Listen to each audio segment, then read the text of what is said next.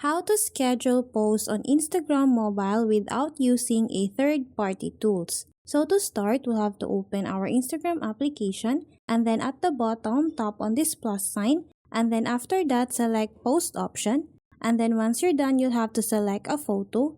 After that, tap on next. So in here, before you upload your post, you can edit the photo. You can either add a text, overlay, and then filter. Once you're done editing the photo, simply tap on the next option. And then in here, we'll have to scroll down, look for more options. And then in here, you will now see this option, schedule this post. What we need to do is to simply tap on this one. And then after that, you can now select a date for your scheduled post. So as an example, I'm going to schedule this for Sunday, May 25 at 6:30 p.m. Once I'm done, I'll have to tap on the done option. After that, we'll just have to go back and then in here, tap on the schedule option. After that, it will automatically save as our scheduled post. To view that, we'll have to go on our profile. In here, tap on these three lines.